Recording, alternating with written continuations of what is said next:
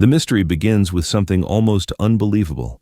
For most of the past 3 million years, Earth behaved like a metronome set to a strict 41,000-year rhythm, freezing and thawing in a pattern so consistent that scientists once thought the clockwork would never change. Until, abruptly, it did. Around 1 million years ago, the planet's icy heartbeat slowed down, stretched out, and settled into a strange new pattern of deep freezes only once every 100,000 years, as if some hidden mechanism inside the climate system had seized control and rewritten the rules. And what makes this mystery even more haunting is that nothing obvious happened. No massive volcanoes, no asteroid impact, no sudden shift in continents, just a quiet, almost invisible rearrangement of forces that turned Earth's climate inside out. This story will trace how our planet drifted from the familiar 41,000-year rhythm, driven mainly by the wobble of its tilt, toward the slower and harsher 100,000-year rhythm driven by the eccentricity of its orbit, and how all the pieces — ice sheets, carbon dioxide, ocean currents, Antarctic cooling, dust storms, and even continental uplift — wove themselves together into a new climatic pattern that governs the world we live in today. You will hear how the ice sheets grew taller than mountains, how the oceans became silent carbon vaults, how the atmosphere thinned into dusty veils, and how orbital mechanics nudged everything toward a profound transition that scientists call the mid-Pleistocene transition. This narrative will blend data, timelines, and sensory detail to reveal how the Earth found its slower beat and why that beat still echoes in the world we walk through every day. By the time we ease from this opening into the unfolding story, Earth's climate is already shifting, already experimenting with the two rhythms that define this tale. About 2.6 million years ago, as the Pleistocene epoch began, the world entered a cooling phase marked by the first large northern ice sheets. These early glaciations appeared and vanished in step with Earth's axial tilt cycle, the 41,000-year variation in how steeply our planet leans toward the sun.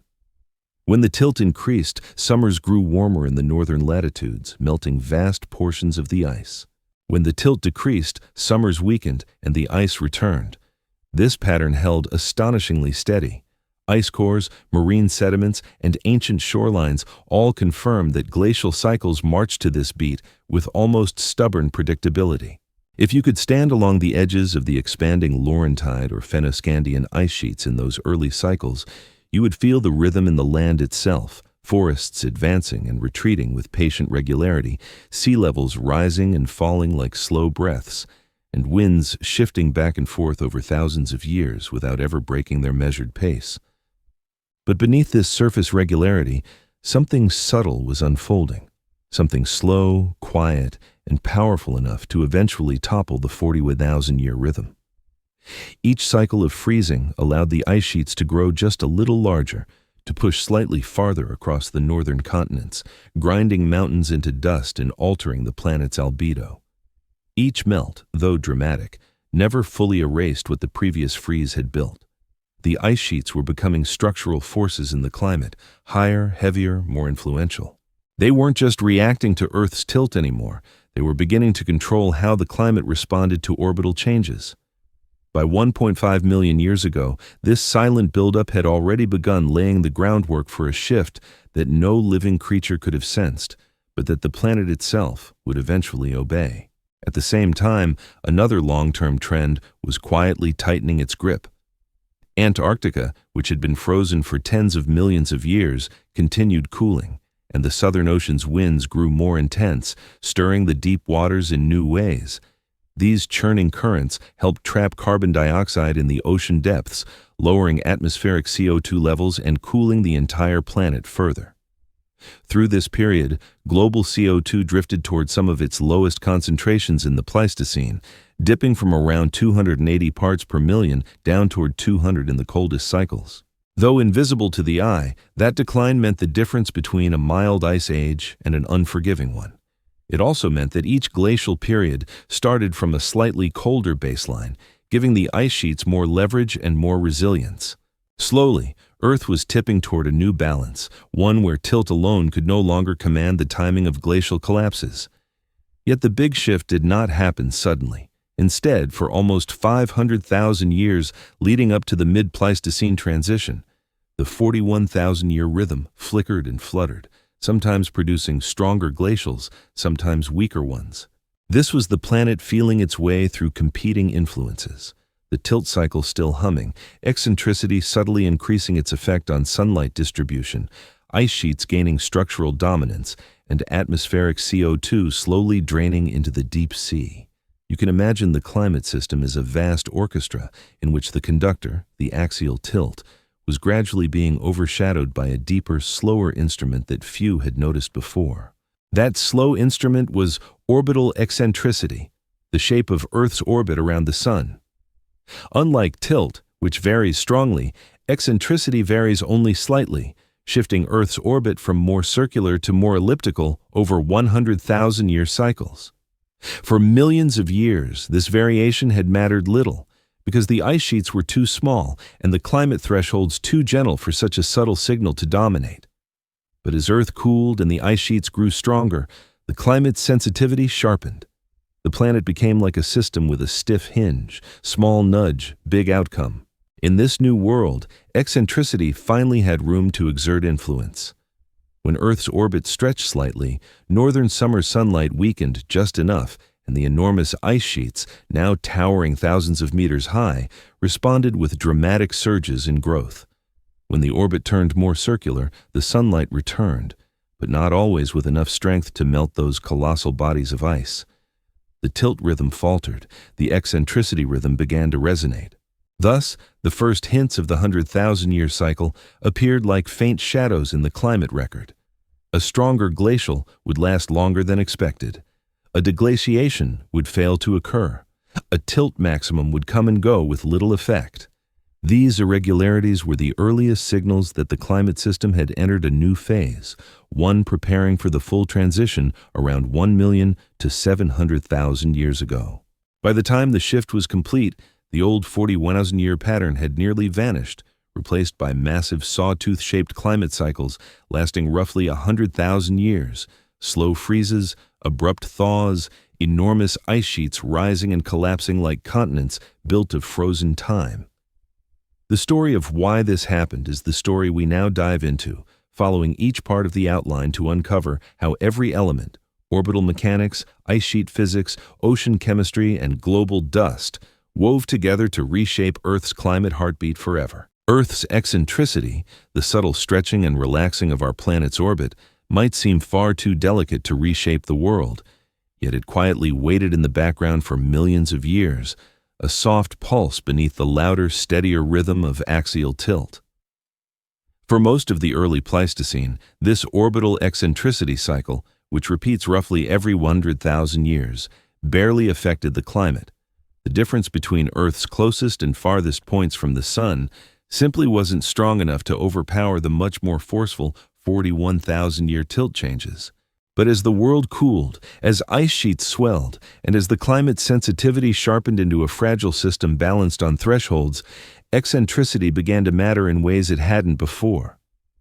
This subtle orbital variable, once too faint to influence ice, was poised to become the conductor of Earth's deepest freezes. At the heart of eccentricity's growing influence lies a simple truth.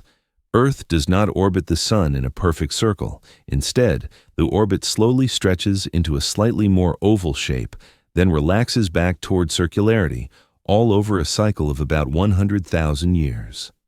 When eccentricity is high, Earth's distance from the Sun varies more dramatically across the year, altering how much sunlight reaches the planet during different seasons.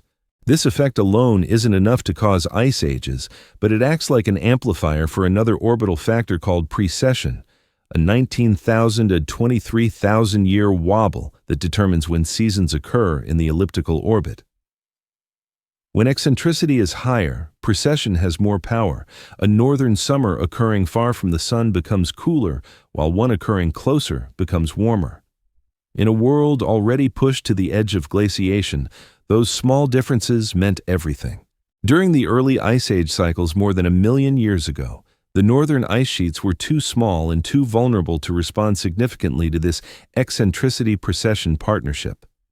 They melted easily under strong summer sun during high tilt phases, and they grew predictably during low tilt phases. But as the planet cooled, as CO2 levels declined and Antarctica strengthened its icy grip on global temperatures, the northern ice sheets increasingly refused to melt completely. They became thick enough that even modest summer warmth could no longer erase them. In this new climate reality, tilt variations still mattered, but they mattered less, and eccentricity finally found its opening. Imagine a world where each 40,000-year tilt maximum should have unleashed enough summer sunlight to destroy the massive ice sheets, yet the ice instead resisted, stubborn and immense. That resistance was the turning point. When Earth's orbit entered a period of higher eccentricity, precession suddenly mattered far more than before, shifting summer sunlight distribution in ways that amplified or weakened ice sheet melt cycles. If a tilt maximum arrived during a precession phase that aligned northern summer with the farthest distance from the sun, even the peak of the tilt couldn't deliver enough warmth to melt the strengthened ice sheets. Instead of melting on schedule, the ice held firm and the world remained locked in glacial cold for tens of thousands of extra years. Through these prolonged freezes, glaciers grew thicker and more continental, accumulating mass over 80,000, sometimes nearly 90,000 years before finally reaching their breaking point. And the breaking point, crucially, did not always coincide with the tilt cycle. It occurred when the combined influences of eccentricity, precession, and internal feedbacks lined up perfectly. When summer sunlight surged, when atmospheric CO2 briefly rose, when ocean currents shifted just enough to bring warmer waters beneath the ice margins, and when the massive ice sheets themselves became geologically unstable. With every passing cycle, this perfect alignment became increasingly tied to eccentricity's long beats. The 100,000-year rhythm was emerging not because eccentricity forced the climate directly, but because it dictated the probabilistic timing of when the ice sheets could finally collapse. Around 1.4 to 1 million years ago, Earth entered a phase of gradually increasing eccentricity. The orbital shape stretched a little more than it had in hundreds of thousands of years. This subtle change added a new layer of contrast between strong and weak summers, between glacial buildup and glacial destruction. When eccentricity was low, precession barely mattered and the tilt rhythm dominated. When eccentricity was high, precession became powerful and the climate system leaned into longer, deeper freezes. Over time, these longer freezes allowed the ice sheets to grow to unprecedented sizes, sprawling across Canada, piercing into the northern United States, stretching across northern Europe, and anchoring themselves into the bedrock of Siberia. These ice sheets rose to heights of several thousand meters, so tall they created their own weather, their own wind patterns, and their own reinforcing feedbacks. This new ice sheet world responded far more dramatically to orbital shifts. Eccentricity's slow waxing and waning now determined when the Earth would receive exceptionally low northern summer sunlight, and that in turn determined when glacial eras would lock in. Meanwhile, early deglaciations began to fail more often. A tilt maximum would come and go, yet the ice would shrug and remain unmelted. Another tilt maximum, still not enough. The ice waited for a moment of orbital alignment that could deliver a truly catastrophic melt pulse, one powerful enough to topple the towering structures of ice built over millennia.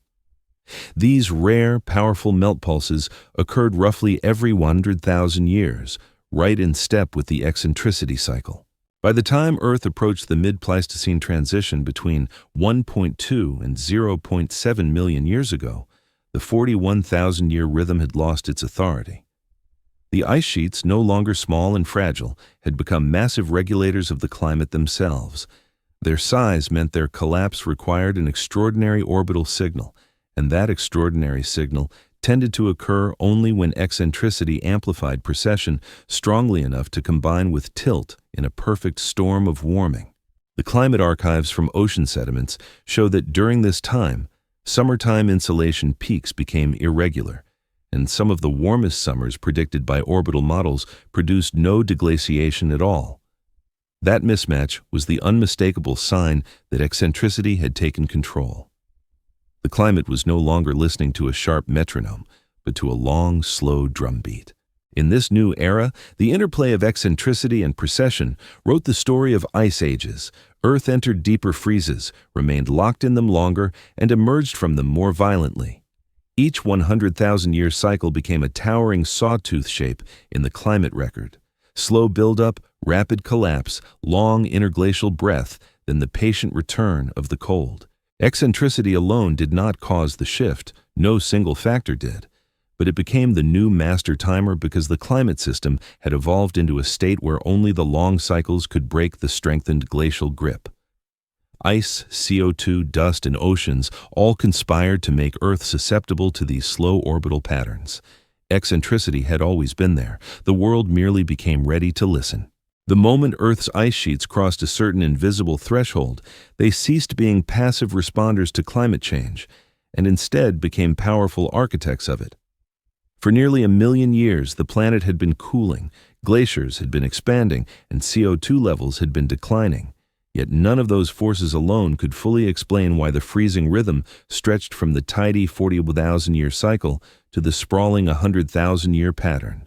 The true turning point came when the ice sheets reached a size at which they no longer behaved like mere blankets of frozen water, but like titanic geological structures, rigid, towering, heavy, and capable of reshaping continents beneath them.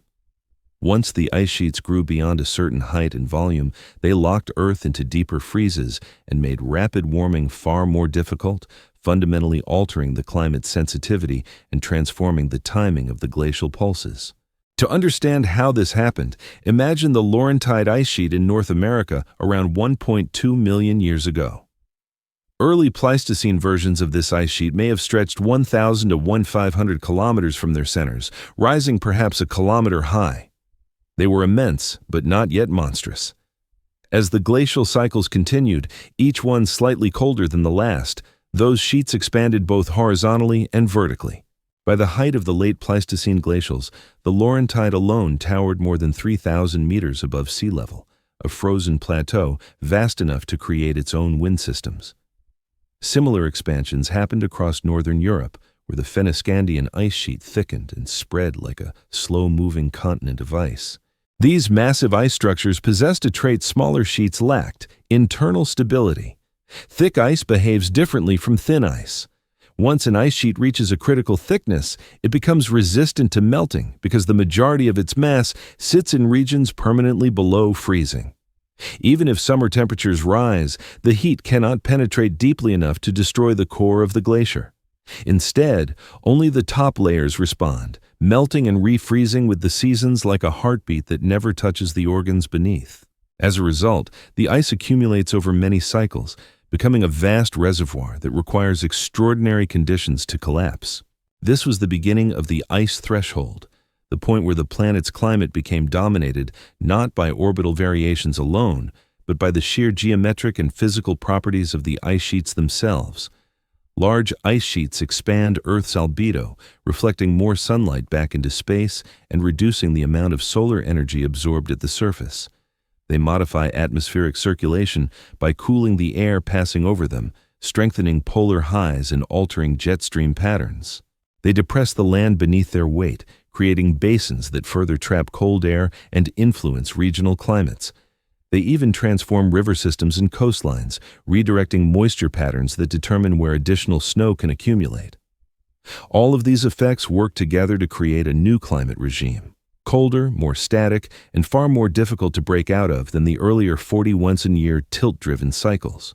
Before the threshold was crossed, a single strong tilt maximum, delivering enhanced northern summer sunlight, could melt most of the ice accumulated over the previous 41,000 years. But once the ice sheets grew into continental-scale plateaus, even the warmest summers driven by axial tilt were often insufficient. The ice required a combination of intense orbital forcing, high insulation from precession amplified by eccentricity, and multiple reinforcing feedbacks from rising CO2, reorganizing ocean currents, and large-scale dust circulation. These alignments occurred far less frequently, and so the cycles stretched. A world that once thawed predictably now remained frozen for tens of thousands of additional years. The ice threshold also introduced new forms of climate inertia. As ice sheets grew taller and heavier, their ability to influence regional temperatures strengthened. Their sheer height meant their surfaces existed in the upper atmosphere, where temperatures are naturally colder. Warm air had more difficulty reaching these elevated plateaus, ensuring that even during peaks of solar input, much of the ice remained insulated from melt. Meanwhile, the weight of these giant sheets depressed the land beneath them by hundreds of meters, deepening basins that trapped cold air and helped snow accumulate. This vertical feedback, more snow at lower elevations feeding into thicker ice at higher elevations, became a self-reinforcing system. The ice sheets also interacted with global sea levels. When massive amounts of water were locked in ice, sea levels fell by up to 120 meters, exposing continental shelves and altering the patterns of currents that moved heat around the globe.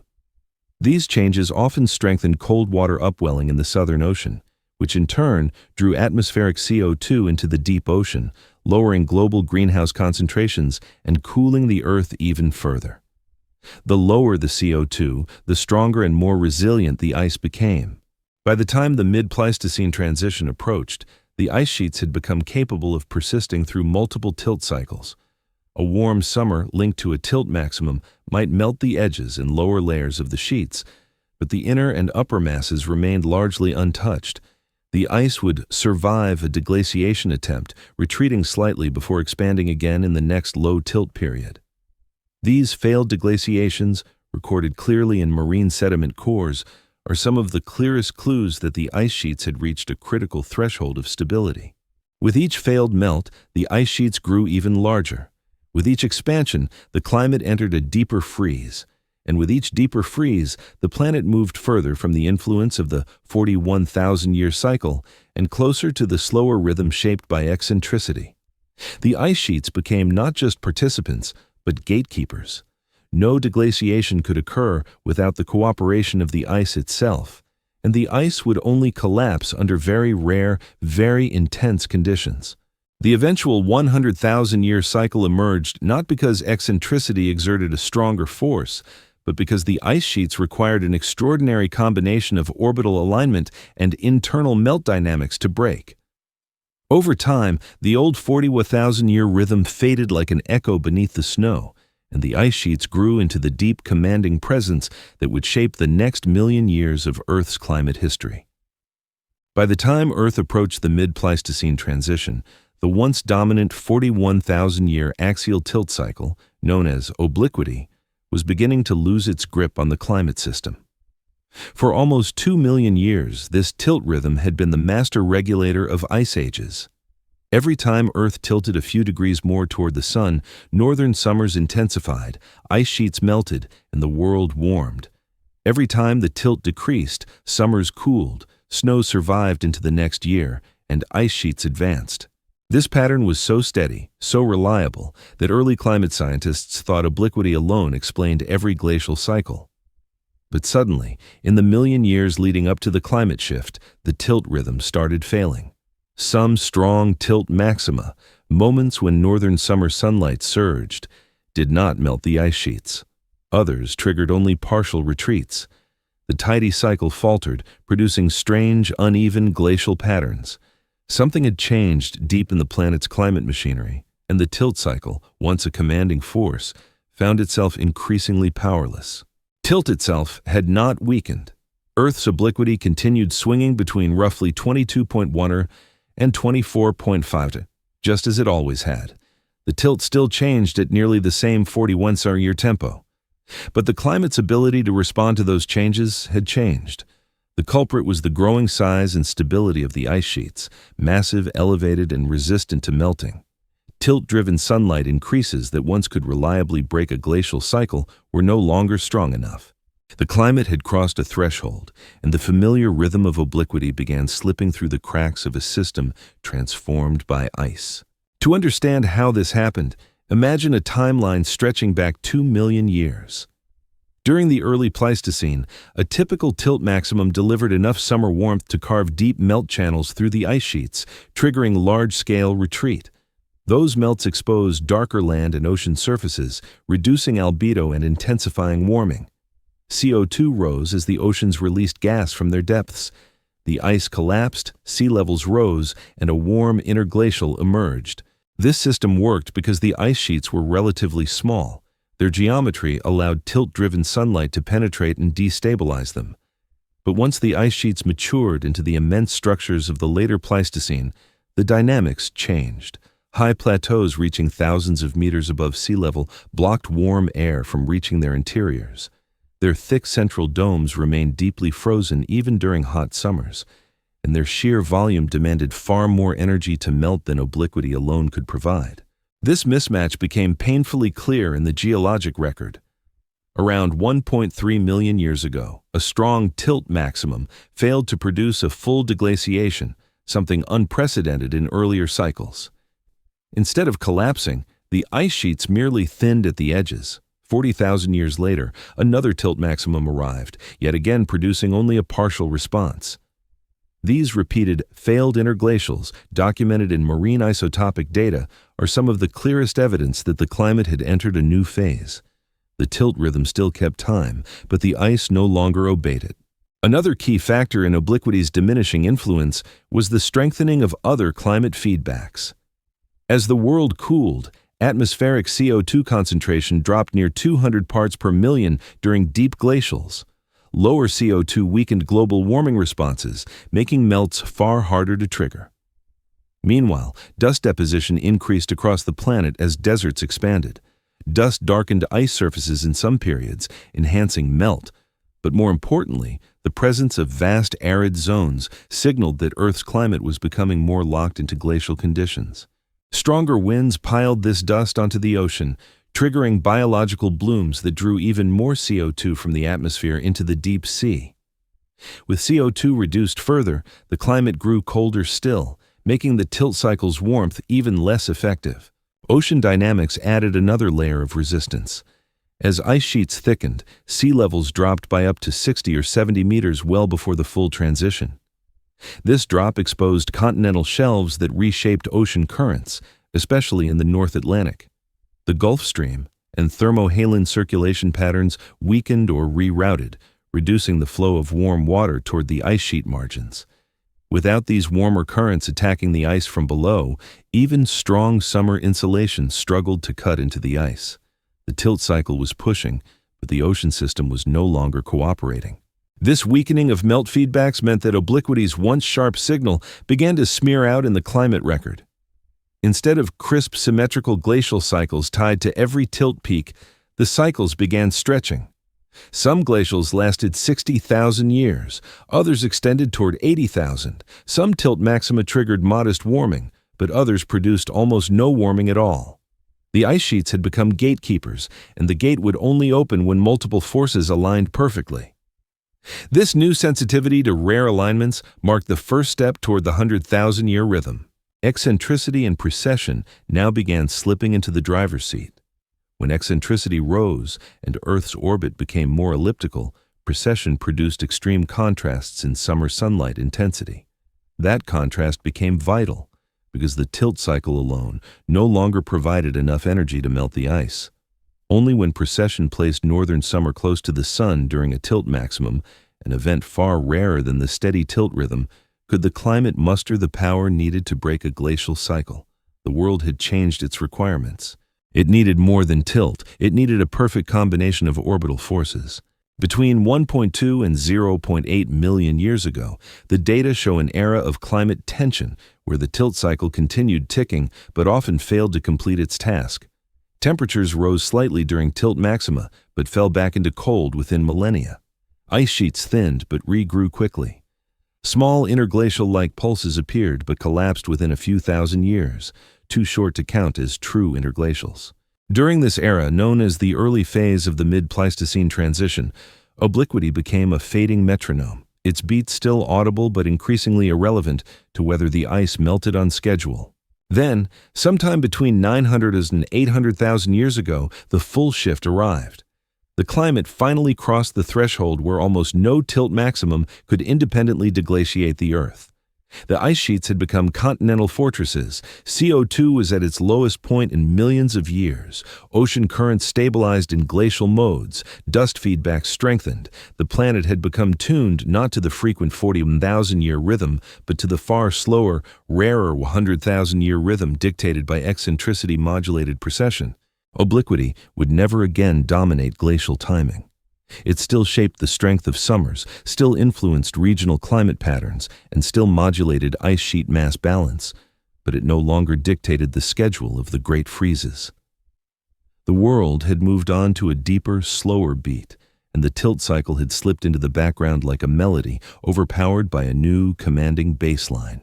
As the planet drifted deeper into the long, cold cycles that preceded the mid-Pleistocene transition, a new player emerged on the climate stage, one that was far more subtle than orbital mechanics and far less massive than the giant ice sheets, yet surprisingly powerful. Dust.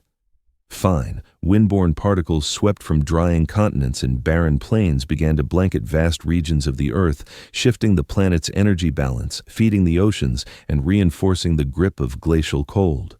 What seems like a delicate veil, tiny grains swirling through the wind, became one of the key reasons Earth's 40,000-year rhythm failed, and why the world sank into deeper, longer freezes that stretched toward 100,000 years. To understand this, we must picture a planet growing increasingly arid as the ice sheets expanded, winds strengthened, and ecosystems collapsed into cold, sparse forms. That dryness, that dust, and that barren silence helped lock the climate into a new phase. The expansion of the great northern ice sheets altered landscapes far beyond the ice margins. As ice advanced, forests retreated, grasslands shriveled, soils froze, and moisture decreased across entire continents.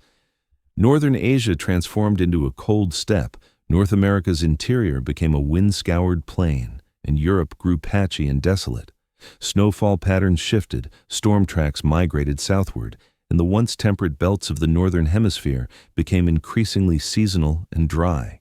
These changes produced ideal conditions for dust storms, enormous sweeping events that lifted silt from glaciated valleys, dried lake beds, and exposed river sediments.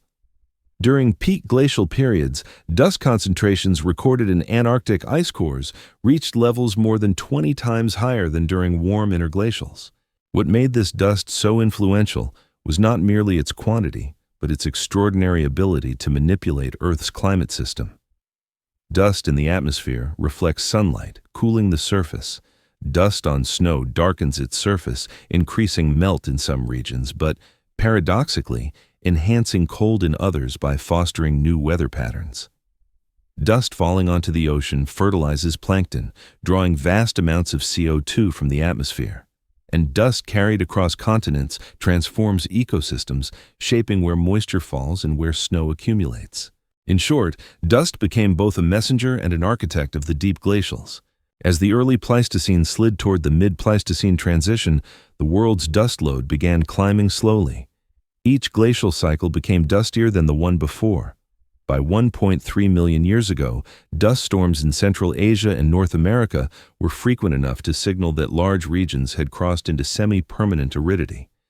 These dust-laden winds cooled the continents and oceans, helping to push global temperatures lower. With each cooling step, ice sheets could expand farther, their surfaces rising higher, their margins crossing new thresholds. And as they grew, the lands around them grew drier still, generating even more dust. This feedback loop, the ice amplifying dryness and dryness amplifying ice, became a powerful force that tilted the climate system away from the short 41,000-year cycles. Dust also played a crucial role in the global carbon cycle. When dust settles on the ocean surface, especially in iron-poor regions like the Southern Ocean, it acts as a nutrient for phytoplankton. These tiny organisms use sunlight and nutrients to grow, capturing carbon dioxide from the air. When they die, their carbon-rich bodies sink to the seafloor, removing CO2 from the atmosphere for thousands or even millions of years. During the early and mid-Pleistocene, this process intensified dramatically.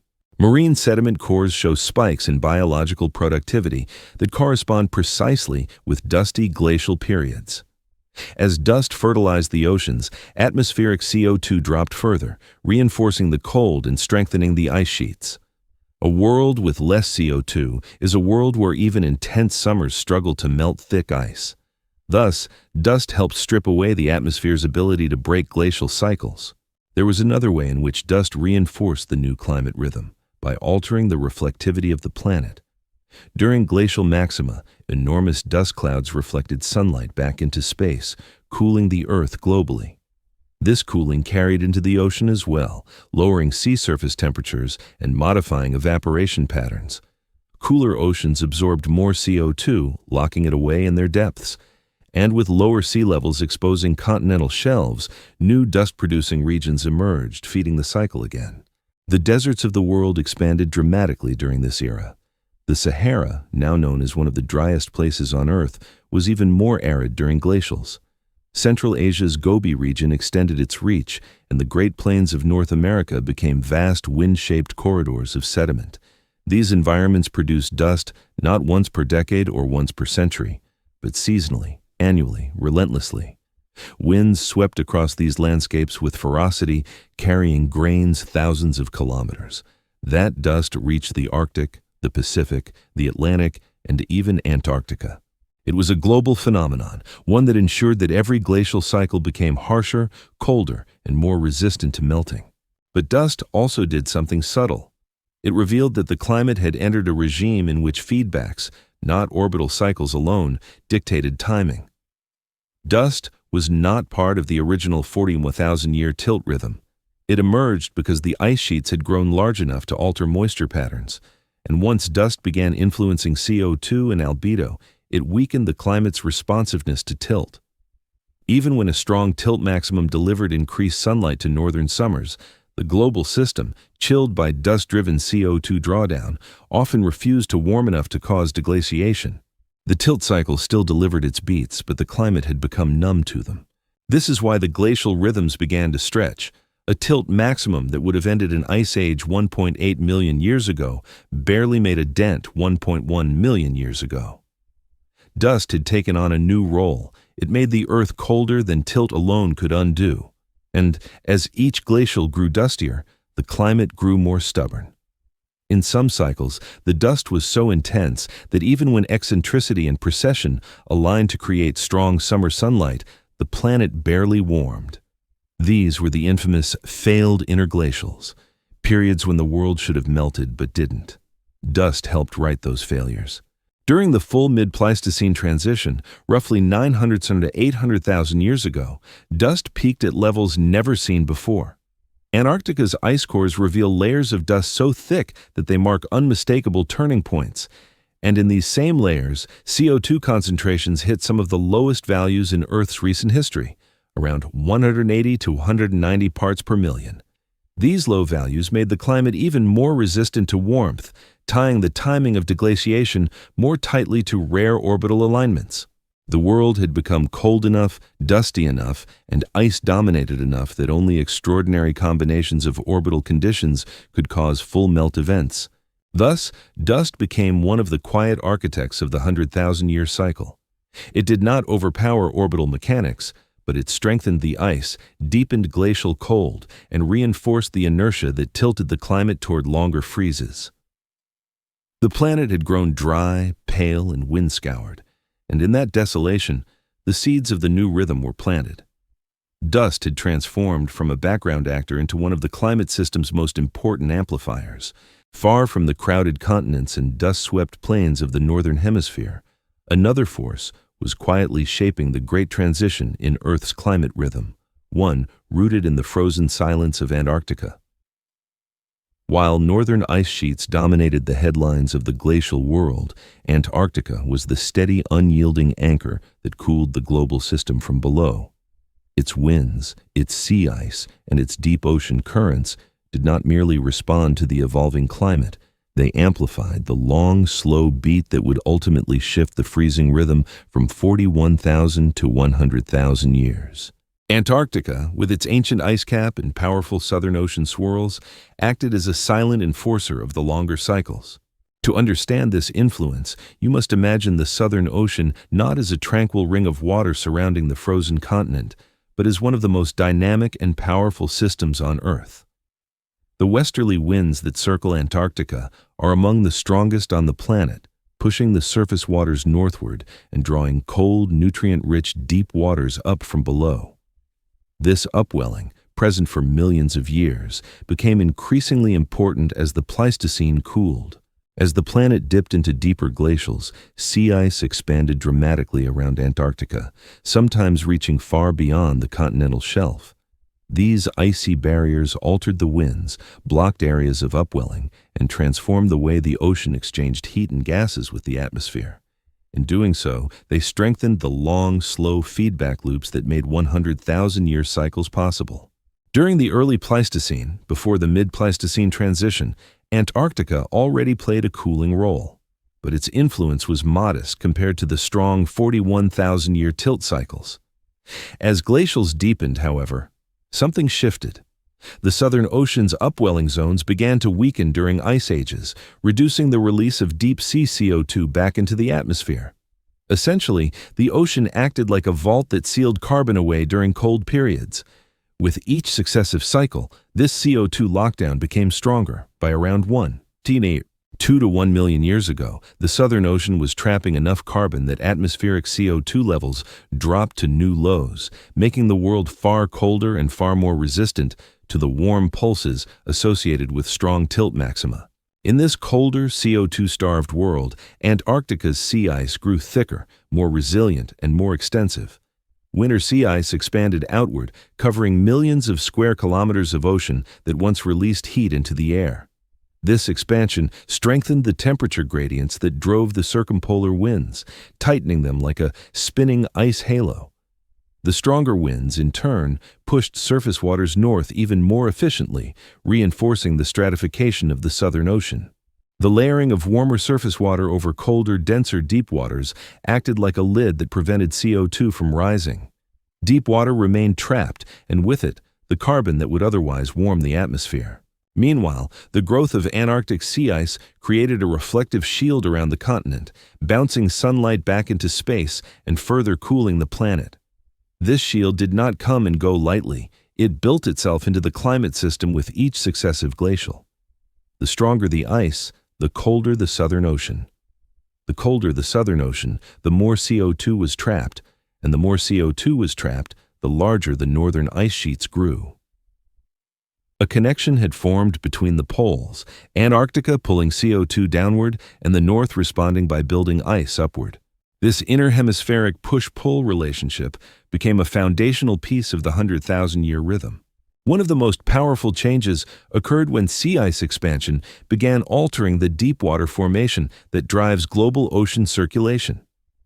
In today's world, dense water around Antarctica sinks into the abyss, forming Antarctic bottom water, which flows through the world's oceans like a slow, deep river. During early Pleistocene glacials, this system weakened. As sea ice expanded and freshwater inputs altered ocean salinity, the formation of deep water slowed. This slowdown reduced the circulation of heat and nutrients through the ocean and further trapped CO2 in the deep sea reservoir. By the time the mid-Pleistocene transition approached, the Southern Ocean had shifted into a state where its ability to influence global carbon levels was vastly stronger than before. Antarctica also exerted influence on ice sheet dynamics in the northern hemisphere. With lower global CO2 and colder oceans, moisture supply to the northern continents changed. Snowfall patterns adjusted and storm tracks shifted. The North Atlantic experienced colder surface waters, slowing the delivery of warm currents that once helped melt ice sheet margins. With Antarctic-driven cooling suppressing these warm currents, northern ice sheets found support from a distant partner. They grew larger, thicker, and more durable, crossing thresholds that made the 41,000-year tilt signal increasingly irrelevant. As the Pleistocene rolled forward, these Antarctic-driven changes became more pronounced. Around 1 million years ago, right when the climate system began abandoning the old 40,000-year pattern, records show a dramatic increase in the size and persistence of Southern Ocean sea ice during glacials. This expansion effectively locked the planet into deeper freezes, sometimes for tens of thousands of years beyond the expected tilt-driven melt points. In these prolonged glacials, Antarctic sea ice dust, CO2 drawdown, and northern ice sheet growth all reinforced each other. Deglaciation became possible only when multiple forces aligned perfectly, including strong northern summer sunlight amplified by eccentricity and precession. The climate had shifted from a tilt-controlled system to a threshold-controlled one, with Antarctica quietly helping raise the threshold. One of the most striking pieces of evidence for Antarctica's role is the difference between CO2 behavior before and after the mid-Pleistocene transition. Before the transition, CO2 rose and fell more strongly with tilt changes, closely matching the 4,000-year rhythm. After the transition, CO2 became more sluggish, rising sharply only during rare, powerful melt events and staying low during extended glacials. This sluggishness indicates that the Southern Ocean's carbon lid had become more effective, resisting change for longer stretches. Only during periods of high eccentricity, when precession delivered intense northern summer sunlight and global circulation patterns reorganized, did the system break open and release CO2 in a sudden pulse. Those pulses became the triggers for the rapid collapses that marked the start of 100,000-year interglacials. Antarctica's influence was never loud. It did not produce towering ice storms or dramatic continental floods. Its power lay in its quiet consistency. A slow cooling from the pole, a tightening of the winds, a sealing of carbon, a thickening of sea ice, a reshaping of the ocean's heartbeat. The northern hemisphere ice sheets may have provided the visual drama, but Antarctica set the stage. It weakened the Earth's ability to warm, strengthened the climate's inertia, and helped push the planet into the long, deep freezes that define the late Pleistocene. In the cold silence of the far south, the seeds of the 100,000-year rhythm were nurtured. One wind gust, one sea ice sheet, one locked-away molecule of CO2 at a time. Though the great ice ages roared across the northern hemisphere, it was Antarctica's whisper that guided their timing. Long before the ice sheets became titans of the north, and long after dust began sweeping across desolate continents, another force quietly tightened its grip on the planet, one that lay hidden in the deepest waters of the world. This force was carbon dioxide, but not the CO2 we breathe or measure at the surface. This was CO2 locked away in the vast dark reservoirs of the ocean, sealed behind powerful feedbacks that intensified through the Pleistocene. The oceans became a vault, and during each glacial, they locked the door more tightly. By the time the mid-Pleistocene transition approached, the oceans had become the largest and most influential carbon sink on Earth, pulling atmospheric CO2 to some of the lowest concentrations in millions of years. This CO2 storage trap became one of the strongest reasons why the old 41,000-year rhythm faded and the planet adopted the slower cadence of 100,000-year ice ages. To understand this transformation, we need to step back and look at how the oceans work as a climate system. The surface waters, warmed by sunlight, exchange CO2 freely with the atmosphere. But the deep ocean, cold, dense, and isolated, stores carbon for centuries, even millennia. The two layers mix mainly at the poles, where cold, salty waters sink and carry surface carbon to the abyss. During the early Pleistocene, this circulation was strong enough to keep CO2 levels relatively high, even during glacials. But as the world cooled over millions of years, multiple forces began weakening that circulation and expanding the deep reservoir's ability to capture and hold carbon. One of these forces was the expansion of Antarctic sea ice.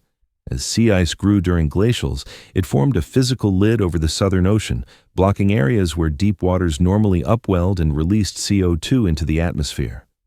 The thicker and more widespread the sea ice became, the stronger this lid grew. During moderate glacials of the early Pleistocene, the lid was partial and temporary. But as cycles deepened and Antarctica cooled, the sea ice cover expanded further, and the lid held for longer durations, sometimes tens of thousands of years. With less CO2 returning to the air, the atmosphere cooled further, reinforcing glacial conditions.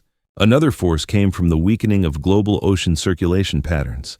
The cold, salty waters that drive deep water formation need specific conditions to sink efficiently.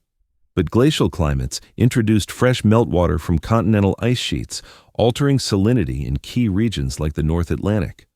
Less salty water is less dense, and when it fails to sink, the conveyor belt of global ocean circulation slows. During the mid-Pleistocene transition, evidence shows that Atlantic meridional overturning circulation weakened repeatedly during glacials. This slowdown trapped carbon in the deep ocean for longer periods, and with each cycle, the storage trap tightened. Iron fertilization, driven by wind-blown dust, also played a major role. As continental interiors dried out and dust storms intensified, iron-rich particles swept across the oceans. When these particles settled into nutrient-poor waters, especially in the Southern Ocean, they triggered large blooms of phytoplankton. These microscopic organisms captured CO2 during photosynthesis. When they died, they sank to the ocean floor, carrying carbon into long-term storage. This biological pump became significantly more efficient during glacials, locking away carbon that would otherwise warm the atmosphere. Each glacial's dust peak corresponded with a CO2 low, revealing a profound connection between land dryness, wind strength, plankton blooms, and atmospheric temperature.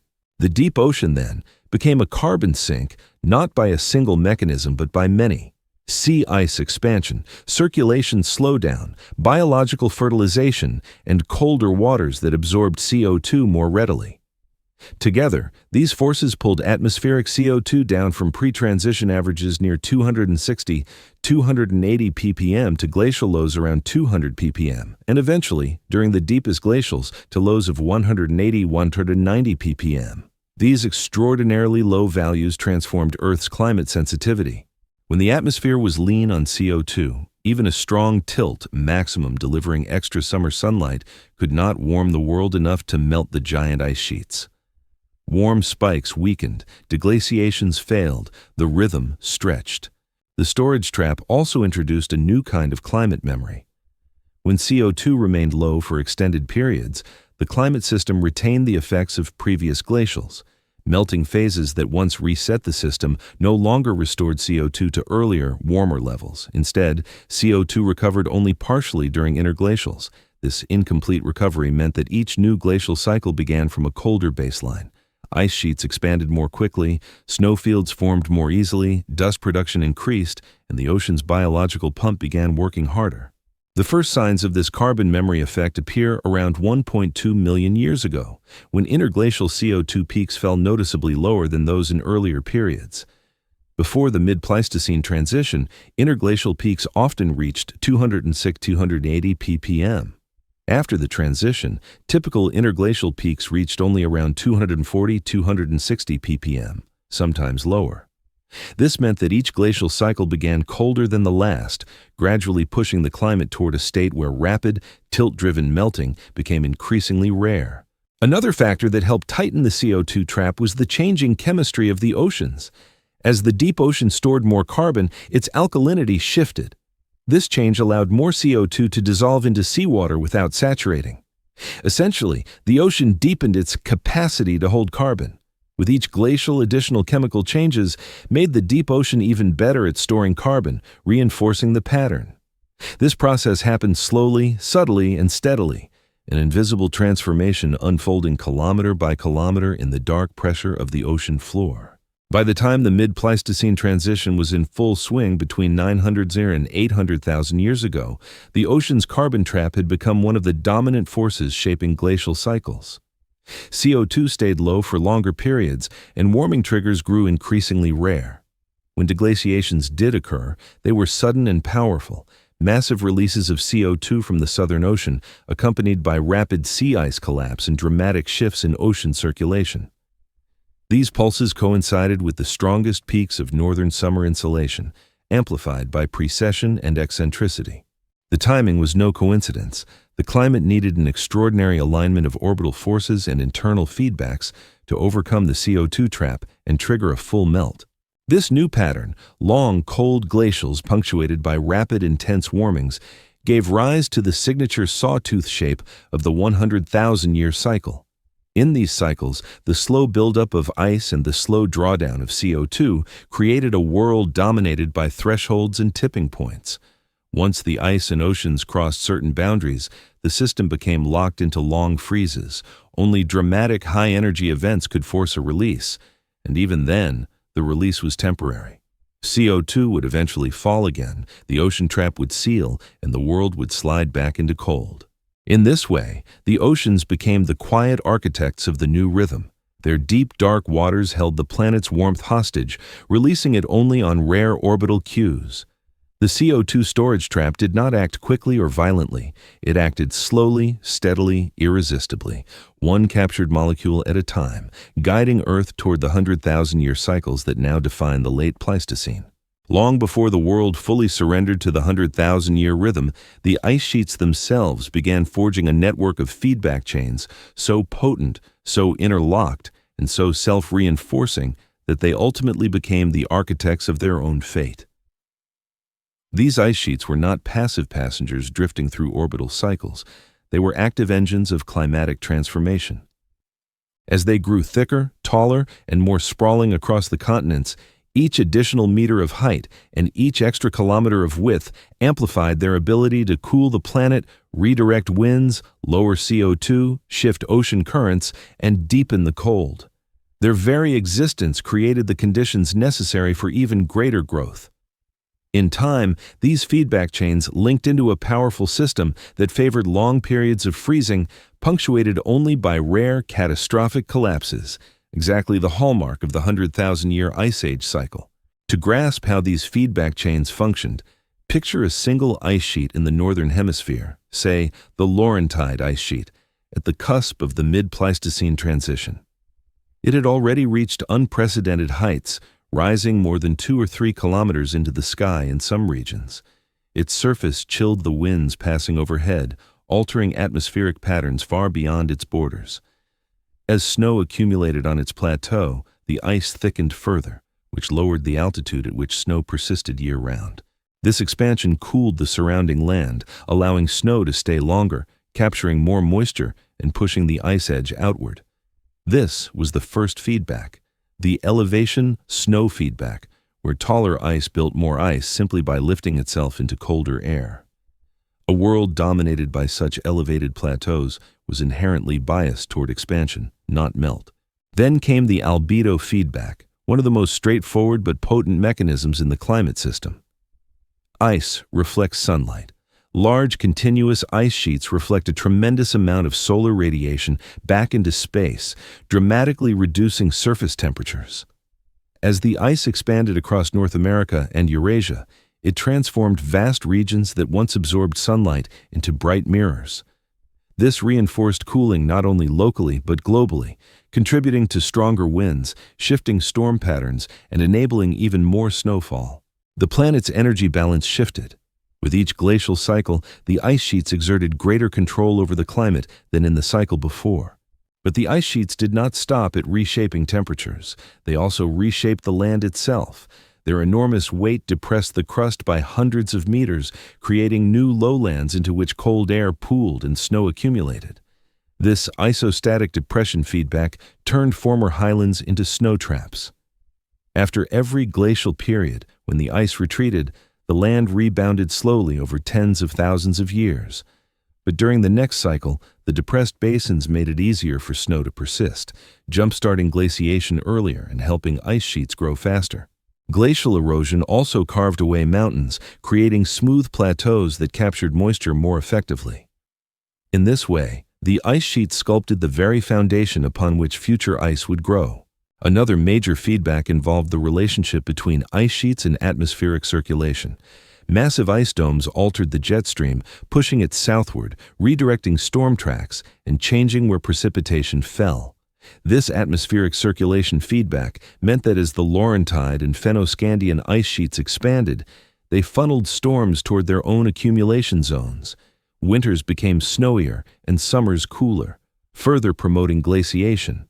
Downstream regions, such as Central Asia, became drier and windier, generating more dust that fertilized the oceans and lowered CO2 even further.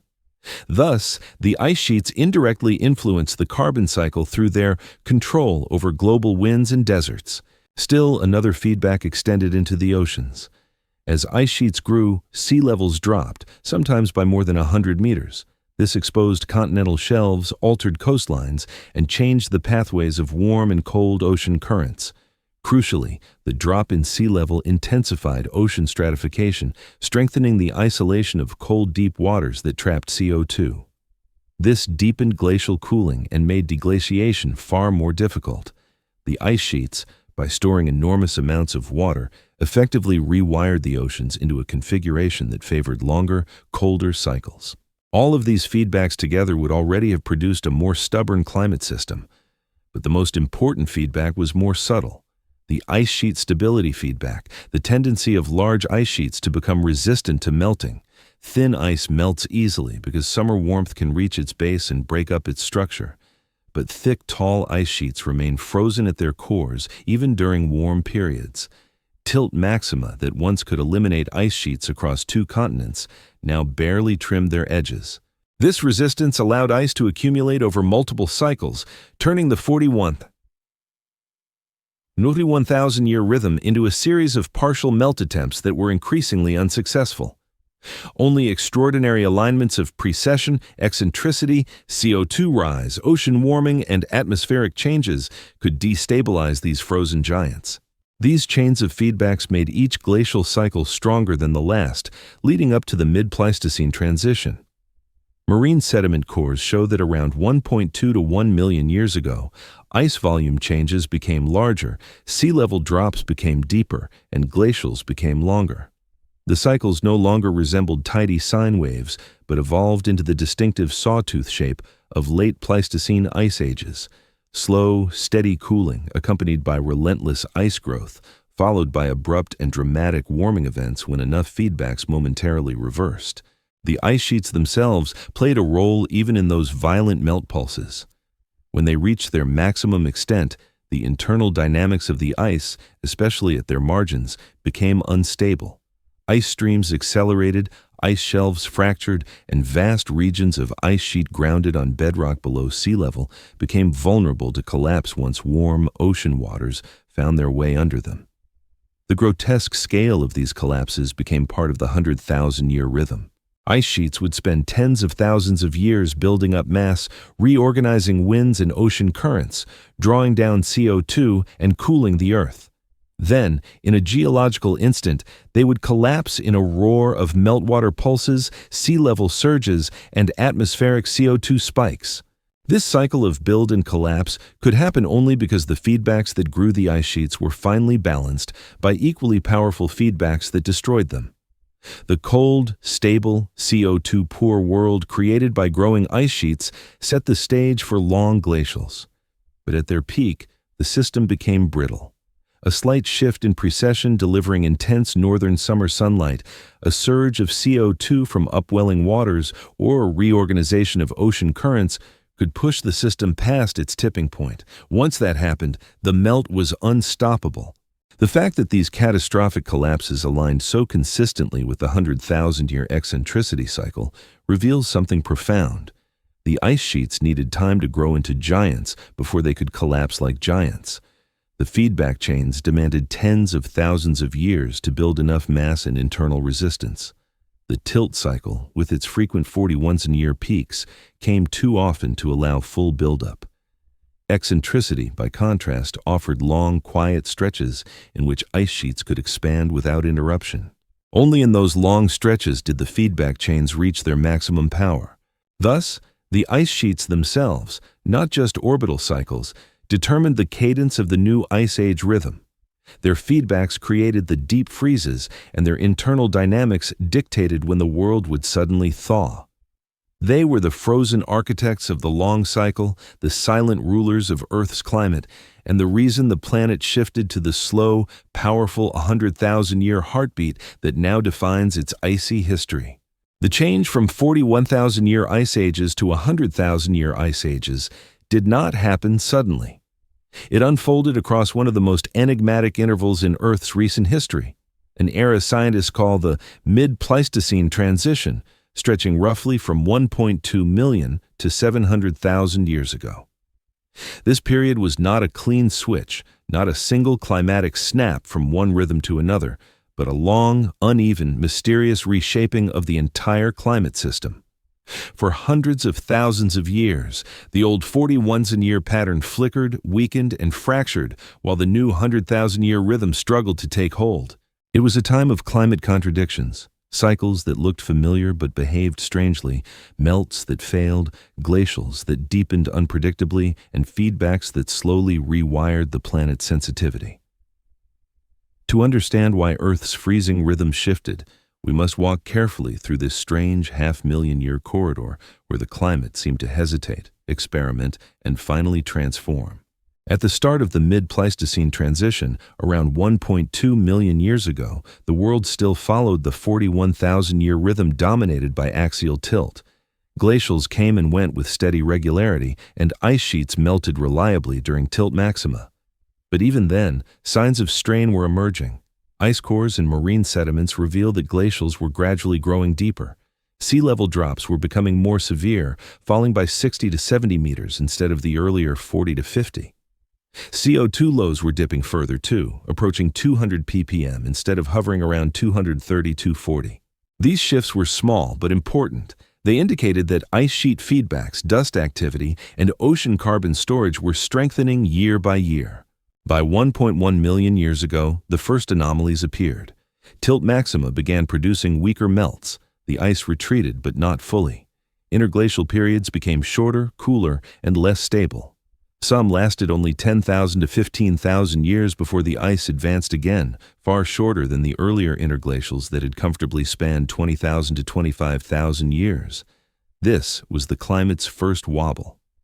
The 41,000-year rhythm still guided the cycles, but the planet no longer responded with the clarity it once had. Then came the first, missing interglacials. In several cycles between 1.1 and 0.9 million years ago, the climate received strong tilt-driven summer insolation but refused to produce a full melt. These failures are unmistakable in oxygen isotope records. Peaks that should have marked warm interglacials appear instead as muted bumps. The ice held on. The climate dipped back into cold. These missing interglacials were among the earliest indicators that the climate system had crossed thresholds that made warming far harder. This period also saw the first signs of the new sawtooth shape, the hallmark of 100,000-year cycles. Instead of smooth, symmetrical glaciations and deglaciations, the records show slow, prolonged ice buildup, followed by abrupt, sharp collapses. These collapses appear like cliffs in the sediment record, compressing thousands of years of melt into a sudden event. Though the cycles were still roughly 4,000 years long, their shape hinted that deeper mechanisms were beginning to govern the timing of melting. Around 900,000 years ago, right in the heart of the mid-Pleistocene transition, the climate record becomes chaotic. Some cycles last close to 50,000 or 60,000 years, others last 80,000. The tilt cycle is still present, still beating every 41,000 years, but the climate no longer responds predictably. The ice sheets have grown too large for tilt alone to melt, dust feedbacks have strengthened, CO2 lows are more persistent, Antarctic sea ice has expanded further than ever. The climate is drifting toward a new equilibrium, one defined not by frequent tilt-induced melts, but by long, cold stretches that resist change. This was the era when eccentricity began quietly rising in influence. The 100,000-year orbital eccentricity cycle had always existed, but before the transition, Earth's climate barely reacted to it. Now, with the climate pushed into a colder, more threshold-driven regime, eccentricity's modulation of precession began to matter. Only during periods of high eccentricity could precession deliver enough contrast between weak and strong summers to influence glacial timing. The climate began listening to eccentricity, not because it was stronger, but because the planet had become fragile enough for subtle orbital changes to matter. Between 900,000 and 800,000 years ago, the most dramatic glacial cycles in millions of years occurred. Ice sheets grew thicker and lasted longer than ever recorded before. In some glacials, global sea levels dropped by more than 100 meters, something that had never happened in earlier cycles. These massive ice sheets were simply too large for tilt to melt on schedule. As a result, they continued expanding through 1, 2, sometimes even 3 tilt maxima. Finally, when precession aligned perfectly with a tilt maximum, when northern summers received exceptionally strong sunlight, the ice collapsed catastrophically. The result was a massive interglacial spike, followed by an even longer glacial. These anomalies became more frequent, and the planet's rhythm stretched. Each failure of a 42-year deglaciation allowed the ice to grow larger, making the next cycle even more resistant. This created a staircase-like pattern in the climate record. After each failed melt, the climate stepped down into greater cold. After each collapse, the climate rose, but not as high as before. The transitions became more extreme. The system was evolving from a smooth oscillator into a system controlled by thresholds, where cycles are not triggered regularly, but only when the system crosses a critical limit. Finally, around 800,000 to 700,000 years ago, the 41,000-year rhythm broke for good. A massive glacial, the culmination of centuries of feedback strengthening, refused to melt during multiple tilt maxima. The world remained frozen for nearly 100,000 years. When the collapse finally came, it was abrupt, intense, and global. CO2 shot upward, sea ice retreated rapidly, ocean circulation reorganized, sea levels surged. And when the ice regrew after this spectacular meltdown, it did so in the pattern that would define the next million years. Slow buildup, immense cold, sudden collapse, every 100,000 years. This moment marks the completion of the mid-Pleistocene transition. From here on, the climate no longer followed the simple obliquity rhythm. The planet had committed to the eccentricity-paced pattern of long glacials and short interglacials. The transition was complete. Earth had shifted permanently into a colder, more sensitive, threshold-dominated climate regime. The mid-Pleistocene transition was the most complex restructuring of Earth's climate system in the past several million years. It was not a response to any single force, but a long negotiation between orbital rhythms, ice sheet feedbacks, dust cycles, Antarctic cooling, CO2 storage, and ocean dynamics. It was the slow forging of a new climate identity, one that would govern every ice age from that point onward. And in the vast silence of the geological record, this transition remains one of Earth's greatest mysteries. A 500,000-year metamorphosis in which the planet changed its rhythm, not abruptly, not predictably, but through a long sequence of thresholds crossed one by one. As the mid-Pleistocene transition unfolded and the climate's once reliable rhythm began to distort, a strange pattern appeared in the geologic record, something so unexpected that early climate scientists could not explain it. Several warm periods that should have occurred simply didn't. These were the missing cycles, the ghost interglacials that failed to materialize despite strong orbital conditions that previously would have melted the great ice sheets. Each absence left a signature in marine sediments, peaks that rose but then collapsed prematurely, warmth that flickered but never ignited, deglaciations that initiated but froze in place.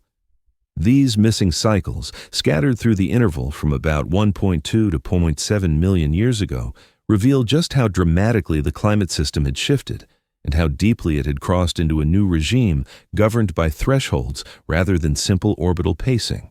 To understand the mystery, we begin with what should have happened. According to orbital mechanics, every 41,000 years, Earth experiences a maximum in axial tilt, an increase in northern summer sunlight that historically triggered glacial collapses. Before the mid-Pleistocene transition, these tilt maxima melted ice sheets dependably. Each cycle delivered a warm interglacial, sea levels rose by tens of meters, and forests reclaimed the continents. The pattern was so clear that it looked mechanical. But as the transition progressed, tilt maxima that were just as strong, and sometimes even stronger, failed to produce full melts. The first notable failure happened around 1.1 million years ago. Marine oxygen isotope data show that despite a strong tilt maximum, global temperatures rose only slightly. The ice sheets retreated modestly, but then regrew almost immediately, plunging the planet back into glacial cold within a few thousand years. A warm period that should have lasted tens of thousands of years barely existed at all. Another failure occurred about 1 million years ago. Again, the orbital alignment predicted a major melt. Again, the climate refused to respond. The ice sheets weakened but did not collapse. The CO2 rise that normally accompanies deglaciation failed to appear. The Earth slipped back into deep freeze. Between 1 million and 900,000 years ago, the failures multiplied. Many cycles showed the same pattern, a glacial reaching its expected end, sunlight peaking in the northern hemisphere, temperatures rising just enough to hint at a transition, before abruptly falling back. Some cycles even show double peaks, 2 failed melt attempts within the same 41,000-year window. These false starts demonstrate that the climate was trying to thaw, but the forces locking Earth into cold, low CO2, expanded sea ice, stronger winds, and enormous ice sheets were too powerful. Why did the world refuse to thaw when tilt alone had always been enough before? The answer lies in the rise of climate thresholds. Each component of the climate system, ice sheets, CO2, oceans, dust, had grown more extreme and more resistant to change. For deglaciation to occur, the system now needed not just increased sunlight, but a whole constellation of reinforcing factors. The first threshold was the size of the ice sheets. By the time the missing cycles appeared, the ice sheets had grown so massive that their cores were insulated from summer warmth. The tilt maximum increased melting at the edges, but the giants remained intact. Melting a 2-kilometer-high dome of ice requires far more energy than melting a thin sheet. The energy imbalance was too great. The second threshold involved CO2 levels. Before the transition, atmospheric CO2 rose quickly when glacials began melting. But during the transition, the deep ocean trapped CO2 so efficiently that interglacial CO2 spikes were muted. Without that CO2 boost, warming stalled. Even strong sunlight could not melt ice without greenhouse reinforcement. The third threshold was triggered by Antarctic sea ice expansion.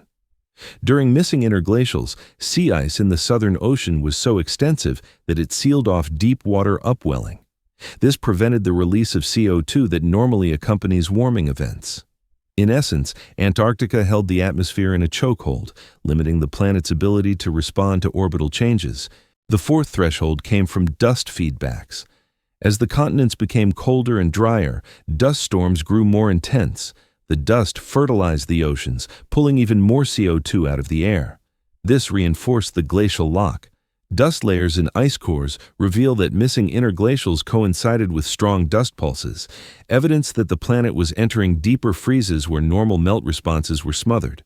The final threshold involved ocean circulation. During many of these missing cycles, the Atlantic meridional overturning circulation weakened significantly. A weakened circulation means less warm water reaching high latitudes. Without that subsurface warmth delivered to glacial margins, even intense surface sunlight struggled to destabilize the ice. These thresholds did not act alone. They worked as a synchronized network, muting the climate's sensitivity to tilt. Each missing cycle meant the ice sheets survived into the next low tilt phase, giving them tens of thousands more years to grow. And with each extra cycle of growth, the feedbacks intensified. The climate system slowly walked itself into a trap, one in which fails became the new normal unless extraordinary conditions occurred. This is the origin of the 100,000-year cycle. Glacials began lasting through multiple tilt maxima, stacking 2 or 3 40,000-year cycles on top of each other. Only when a tilt maximum aligned with strong precession, placing northern summer close to perihelion, and eccentricity was high, and CO2 rose and ocean circulation reorganized, did the system finally reach a tipping point. These rare alignments occurred roughly every 100,000 years. This explains why the climate record shows increasing variability in cycle lengths during the transition. Some glacials lasted 41,000 years, some 60,000, some nearly 90,000. The system was no longer following orbital forcing directly. It was following its own internal thresholds, melting only when accumulated stresses reached a breaking point. The missing cycles are, therefore, not anomalies, but the very proof that the climate was undergoing a structural evolution. Each failed interglacial was a step away from the tilt rhythm and a step toward the eccentricity-paced regime. By around 800,000 years ago, there were no more missing cycles, only long glacials and abrupt rare deglaciations. The climate had fully committed to the new rhythm. In this way, the missing warm periods, the cycles that should have been but never came, played a crucial role. They signal the exact moments when Earth's climate crossed thresholds from which there was no return. The world was no longer a planet that warmed on schedule. It was a planet that warmed only when internally forced to its breaking point. Earth had become a threshold-driven world, one ruled not by the frequency of sunlight changes, but by the strength of ice and the depth of its cold. Deep beneath the towering ice sheets and far below the windswept plains of the Pleistocene world, another force was shaping the shift from 41,000-year ice ages to 100,000-year ones, a force that worked slowly, steadily, and invisibly. This force was tectonics. The uplift of mountains, the erosion of continents, the reshaping of ocean basins, and the gradual reconfiguration of Earth's crust. Though far less dramatic than the explosive power of volcanoes or the violent advance of ice, tectonic changes quietly altered the stage on which the ice ages unfolded. Over millions of years, these changes shifted the amount of moisture reaching high latitudes, altered the tilt stability of Earth, changed global drainage patterns, and even modified the very shape of the ocean basins that store CO2. By the time the mid-Pleistocene transition began, tectonics had prepared a planetary landscape that was primed for deeper, longer freezes. To understand this influence, we begin long before the transition, around 3 to 5 million years ago, when the world was warmer and ice sheets were smaller. During this time, the slow uplift of major mountain ranges, especially the Tibetan Plateau and the Rocky Mountains, intensified global wind systems. As the Tibetan Plateau rose higher, it strengthened the Asian winter monsoon, pushing cold air masses southward and creating drier, dustier conditions across Eurasia. This drying trend expanded the deserts and grasslands that would become major dust sources in later glacials. The Rockies, building into their modern form, altered moisture pathways across North America, redistributing snowfall and creating colder continental interiors. These shifts mattered because ice sheets depend on a delicate balance of snow accumulation and summer melting. Taller mountains redirect atmospheric rivers and storm tracks, determining where snow piles up year after year. The uplift of northern latitude landforms helped funnel moisture toward regions like Canada and Scandinavia, precisely where ice sheets would later grow. In the early Pleistocene, this increased snowfall encouraged the first great expansions of the Laurentide and Fennoscandian ice sheets. As tectonic uplift continued, those regions remained favored zones for glaciation, giving ice sheets a geographical foothold that persisted for millions of years. At the same time, tectonic processes were altering the oceans.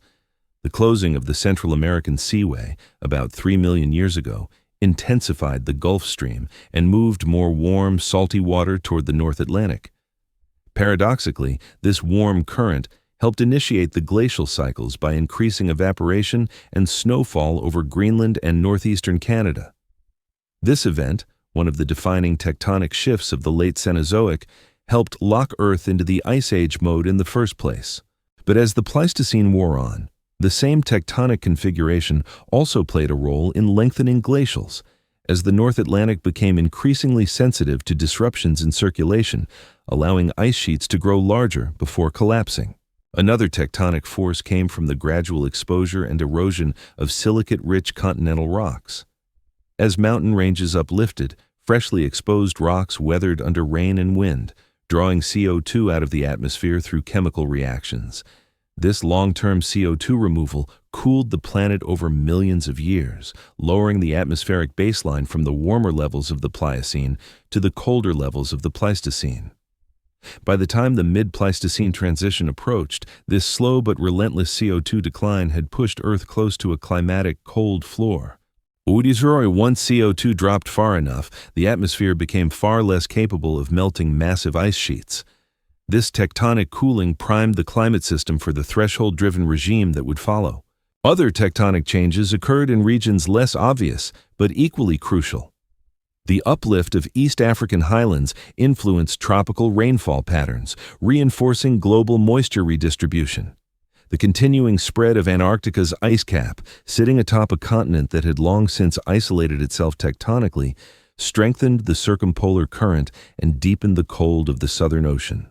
These tectonic backgrounds shaped the climate system from both hemispheres simultaneously, creating the dual-pole cooling, that allowed giant ice sheets to thrive in the north, while Antarctic sea ice expanded in the south.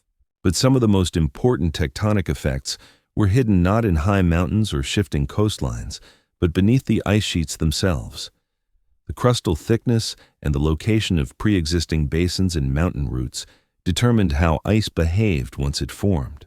Where the crust was thick and buoyant, ice sheets had to grow taller before they could advance outward. Where the crust was thinner, ice could spread more easily, creating massive, sprawling domes. In North America, the ancient tectonic craton was strong and stable, offering a solid platform for the Laurentide ice sheet to grow into a vast plateau. In contrast, regions with subsiding basins, such as parts of Siberia, allowed ice to anchor itself deeply, improving long-term stability. These tectonic foundations shaped the geometry of ice sheets, geometry that directly influenced their threshold behavior. Tall, domed ice sheets cool themselves as the upper surfaces remain far below freezing. Wide, low ice sheets collect more snow and expand rapidly. Deep basins store cold air and help ice survive summer warmth. Tectonics shaped all of these. Another subtle tectonic influence came from global seafloor morphology. Over millions of years, mid-ocean ridges waxed and waned, and ocean basins deepened or shallowed.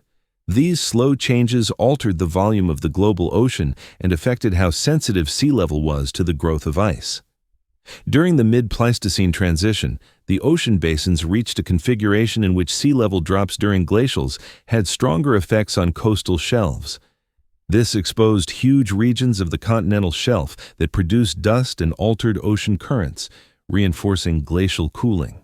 The tectonic uplift of regions like the Scandinavian mountains and the Canadian Arctic changed local precipitation patterns, helping ice sheets accumulate more rapidly. But just as important was tectonic subsidence, where the weight of sediments and long-term crustal sagging created low-lying basins.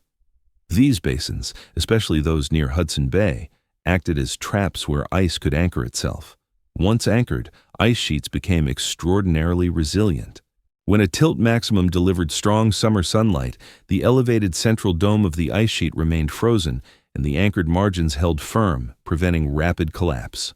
Together, these tectonic influences created a world where ice sheets had the structural advantage.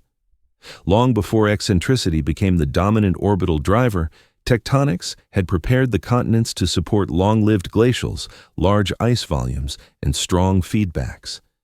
The climate had been nudged into a new sensitivity, one where threshold behavior became more important than orbital pacing. The mid-Pleistocene transition thus reflects not only changes in orbital forcing and ice sheet dynamics, but the culmination of millions of years of tectonic evolution. Slowly rising mountains helped dry continents and redirect storms. Shifting ocean gateways changed global circulation. Eroding continents drew down CO2. Sinking basins gave ice sheets footholds that allowed them to survive stronger warming. And the deepening of ocean basins shaped the carbon storage dynamics that locked Earth repeatedly into icy states. In this way, the tectonic stage set millions of years earlier determined the shape of the climate drama that unfolded. The rise of the 100,000-year cycle was not just a story of orbital geometry or frozen continents.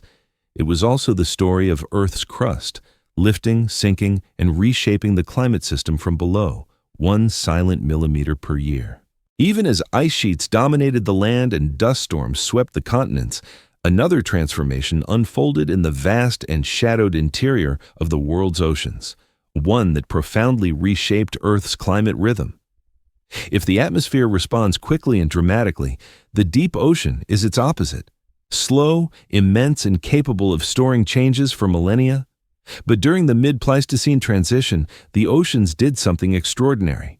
They rewrote the rules of the glacial cycles.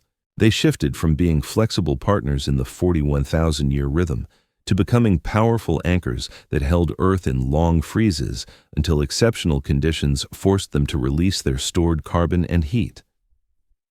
These slow changes in deep ocean circulation, unseen by the creatures walking the surface, quietly became one of the defining forces behind the emergence of the 100,000-year ice ages. To understand how, we must begin with the basic structure of the ocean. The upper few hundred meters, the surface ocean, mix rapidly with the atmosphere, exchanging heat and CO2 in a matter of months to years. But beneath this thin, active layer lies the deep ocean, which circulates on timescales of centuries to thousands of years. Water sinks into the deep ocean at high latitudes where it becomes cold and dense. This sinking drives the global conveyor belt, distributing heat around the world and transporting carbon into long-term storage. During the early Pleistocene, this system was vigorous enough to return enough CO2 to the atmosphere during deglaciations, allowing strong tilt maxima to melt the ice sheets consistently every 41,000 years. But as the planet cooled, as ice sheets expanded, and as sea levels dropped, the deep ocean circulation began to change. The planet entered a new mode where the deep ocean became increasingly stratified, layered, insulated, and reluctant to mix. This stratification trapped CO2 in the abyss and suppressed the release of stored warmth. Over time, the deep ocean transformed from a responsive climate partner into a massive reservoir that resisted deglaciation. Without the warming pulse from the deep ocean, the old 41,000-year rhythm faltered. One of the first major oceanic shifts was the reduction of North Atlantic deep water formation. In warm or interglacial climates, salty water flows northward, cools, sinks, and drives the lower branch of the ocean conveyor. But during glacials, especially the deeper, more prolonged glacials approaching the mid-Pleistocene transition, the North Atlantic became fresher due to increased sea ice and changes in precipitation. Fresh water resists sinking. As a result, deep water formation weakened or even stalled. With this slowdown, the heat normally transported to the high northern latitudes diminished. A cooler North Atlantic meant colder summers and greater ice sheet stability. The weakening of this circulation also meant that CO2 remained trapped in the deep Atlantic and Southern Ocean for longer periods, contributing to the remarkably low greenhouse gas levels seen in late Pleistocene glacials. With less CO2 entering the atmosphere, the planet remained locked in deeper freezes. In this way, a shift in deep ocean mixing helped ensure that many tilt maxima failed to produce full glacial terminations. Another transformation occurred in the Southern Ocean. As sea ice expanded around Antarctica, surface waters became isolated from the deep. In the early Pleistocene, winter sea ice expanded but retreated widely each summer, allowing mixing to release CO2 from the depths.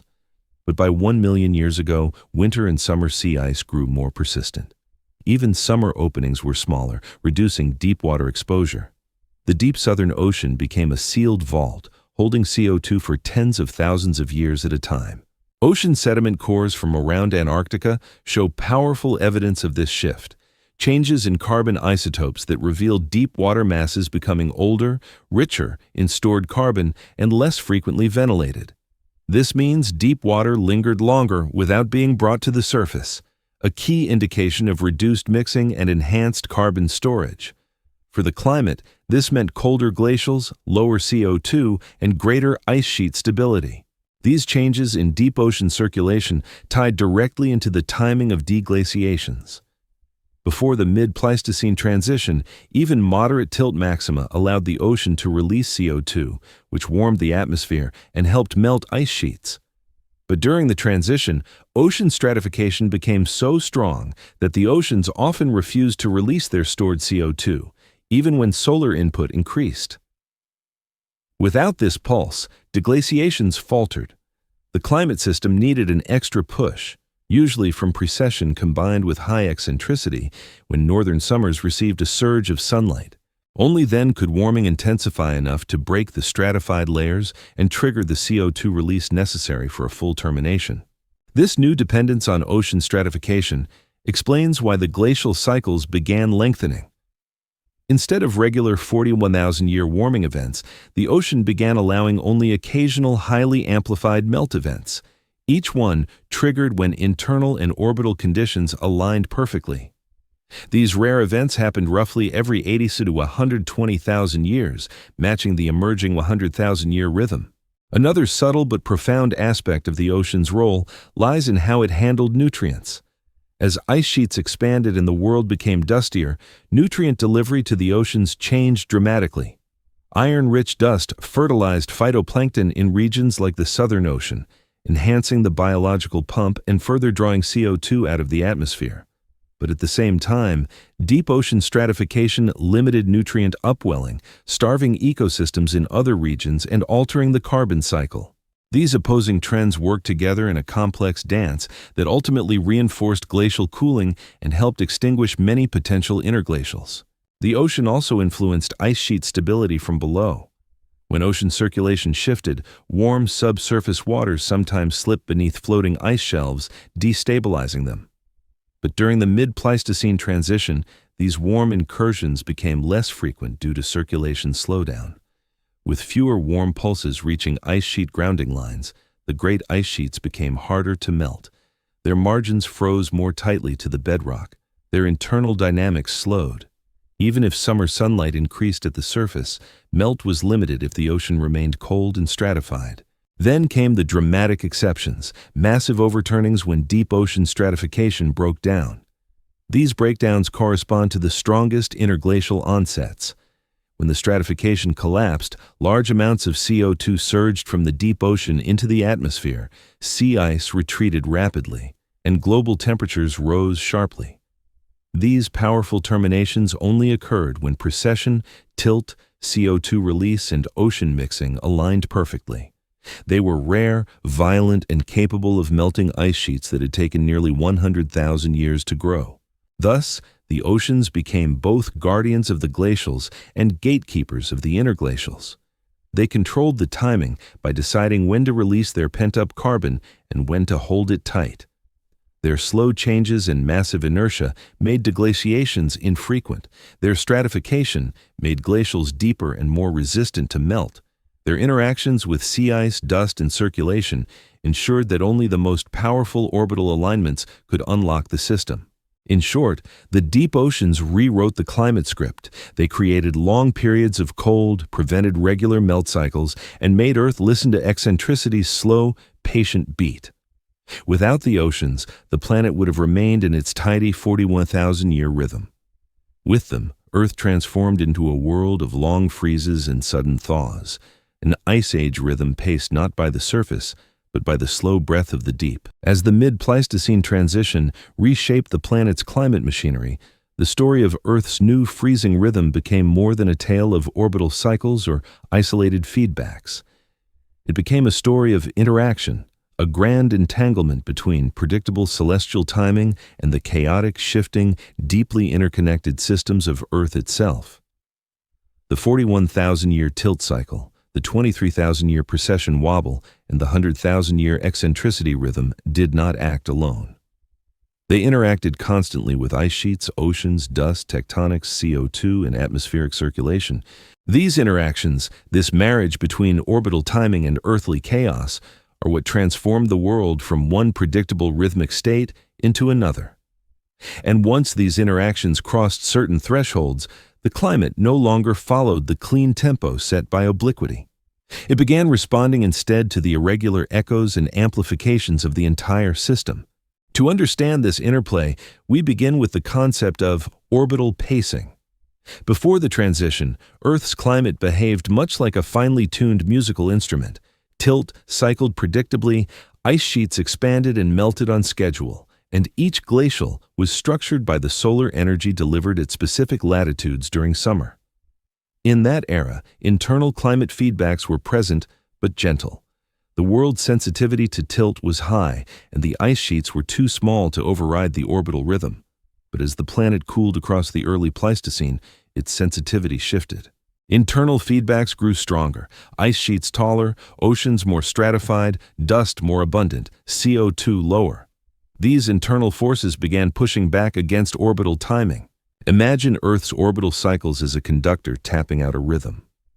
During the early Pleistocene, the orchestra followed precisely. But as the climate cooled, the drums of feedback, ice, dust, CO2, circulation, grew louder. The orchestra began to improvise, and eventually the conductor's beat was no longer the rule, but a suggestion. This interplay produced strange transitional cycles, ones that bore the imprint of orbital forcing, but behaved unpredictably. For example, climate records show that during several cycles between 1.2 and 0.9 million years ago, precession and obliquity aligned perfectly, delivering unusually strong northern summer sunlight. Under pre-transition conditions, such alignments would have melted ice sheets dramatically. Yet many such cycles produced only minor warming. This mismatch revealed that Earth was no longer a simple amplifier of orbital signals. It had become a system with thresholds, needing multiple signals to align and needing them in the right order to produce major shifts. One of the clearest demonstrations of this new dynamic came through phase locking, the phenomenon where climate responses lag or shift relative to orbital cycles. Before the transition, deglaciations occurred near obliquity maxima, but during the transition, responses drifted. Some deglaciations began tens of thousands of years after a tilt maximum. Others occurred during periods when tilt was moderate, but eccentricity and precession produced powerful summer insolation peaks. Still others occurred when internal dynamics, such as a sudden ocean mixing event, added enough warmth to trigger collapse. The climate had begun responding not to single orbital cycles, but to the cumulative stress of several cycles interacting with internal feedbacks. This interplay also helps explain why eccentricity emerged as the dominant pacing. Eccentricity's direct effect on sunlight is weak, too weak on its own to melt ice. But eccentricity strongly modulates precession, which affects when seasons occur relative to Earth's position in orbit. During periods of high eccentricity, precession produces especially strong contrast between years when northern summers occur near perihelion, close to the sun, versus aphelion, far from it. These contrasts mattered enormously once ice sheets became massive and sensitive to small changes in summer warmth. Meanwhile, the internal climate system was becoming more chaotic. Ice sheets developed hysteresis behavior, meaning they responded differently depending on whether they were expanding or melting. Oceans developed multiple stable states, switching between different circulation patterns depending on freshwater inputs. Dust feedback loops created self-reinforcing cooling. Together, these internal components made the climate increasingly nonlinear, capable of sudden jumps and resistant to gradual changes. In this nonlinear world, orbital cycles became triggers rather than controllers. A cycle that had little effect one glacial might trigger a dramatic termination in the next, depending on the internal state of the climate system. This is why some tilt maxima failed, while others, though similar in orbit, produced massive melts. This chaotic interplay had another consequence: the emergence of resonant behavior. Resonance occurs when a system responds most strongly to a certain frequency. Once ice sheets grew large enough, the climate system began resonating with the long eccentricity cycle. The slow buildup of ice over tens of thousands of years created a situation where the climate became especially vulnerable to warm pulses delivered at roughly 100,000-year intervals. The system settled into this rhythm not because eccentricity was the strongest orbital cycle, but because the internal dynamics of the Earth system had evolved to respond most powerfully to that interval. Evidence for resonance appears in the timing of major terminations. After the transition, almost every major deglaciation aligns with a peak in eccentricity-modulated precession that delivered intense northern summer sunlight. These peaks occur roughly every 100,000 years, but the climate did not respond to every peak. It responded only when internal feedbacks, rising CO2, weakening ice sheets, reorganizing ocean layers, coincided with the orbital signal. In other words, the 100,000-year rhythm reflects not orbital forcing alone, but orbital forcing interacting with the internal readiness of the climate system. This interplay also explains why the transition did not happen abruptly. The climate had to first accumulate enough ice sheet mass, deepen enough ocean stratification, expand enough sea ice, and weaken enough melt-triggering feedbacks before the long cycle became dominant. During this buildup, the system oscillated irregularly. Only when internal components strengthened, unified, and synchronized with eccentricity's slow beat did the long rhythm lock in. The resulting pattern, the one we see after 700,000 years ago, is a system that behaves like a giant pendulum, slow to climb toward glacial maximum, fast to swing into interglacial warmth, and highly dependent on rare alignments. Earth's climate became a partnership between the slow, predictable timing of the heavens and the complex, threshold-driven behavior of the Earth. This partnership created the icy, saw-toothed cycles of the late Pleistocene. It created the world in which humans evolved. It created the landscapes we inherited. And above all, it set the stage for why the planet no longer listens to the fast beat of the 41,000-year tilt, but instead moves in time with the deep, resonant heartbeat of 100,000 years. By the time the mid-Pleistocene transition had fully reshaped Earth's climate machinery, something profound had happened. The 41,000-year rhythm, the old master of the ice ages, had surrendered. In its place rose a slower, deeper, more resonant heartbeat, the 100,000-year cycle, paced not by the strength of sunlight alone, but by the combined weight of ice, oceans, dust, CO2, and thresholds. The climate system had shifted into a new mode, one where deglaciations became rare, glacial periods grew immense, and the world thawed only when multiple internal forces aligned with the most powerful orbital configurations. But the central question remains: why did the 100,000-year cycle win? Why did this long, subtle eccentricity rhythm, once too weak to influence climate, rise to become the dominant timing of the ice ages? To answer this, we must accept a key truth. Eccentricity did not win because it was strong. It won because the Earth changed. It won because the climate evolved into a threshold-dominated system that needed long, uninterrupted stretches of cold to build the giant ice sheets whose collapses defined the new rhythm. Eccentricity won because it was the only orbital cycle slow enough to allow the buildup of such massive ice sheets, and the only one that occasionally produced rare combinations of sunlight strong enough to melt them. The first and most fundamental reason the 100,000-year cycle won was ice sheet size and inertia. In the early Pleistocene, smaller ice sheets melted easily during tilt maxima. But during the mid-Pleistocene transition, the ice crossed a critical threshold. It grew tall enough and wide enough that tilt-driven warming no longer penetrated its core. Massive domes rose more than 3,000 meters above sea level, where temperatures remained well below freezing even at peak summer sunlight.